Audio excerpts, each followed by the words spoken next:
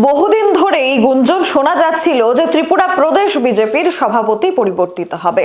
তার কারণ বর্তমানে যিনি সভাপতির আসনে বসে আছেন তিনি রাজ্য সভার সাংসদ। তার কারণেই এই সভাপতির চেয়ার খুব শীঘ্রই পরিবর্তিত হতে পারে এমন একটা গুঞ্জন ছিল।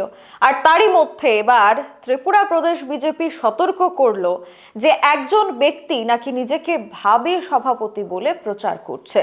ভাবী সভাপতি বলে প্রচার করে নাকি বিভিন্ন জায়গায় বিভিন্ন প্রচার মাধ্যম থেকে শুরু করে বিভিন্ন মণ্ডল সভাপতি বা মোর্চার নেতৃত্বদের সাথে তার সম্পর্ক স্থাপন করছে।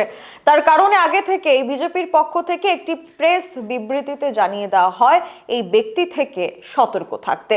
কিন্তু এখন একটাই প্রশ্ন, কে সেই ব্যক্তি?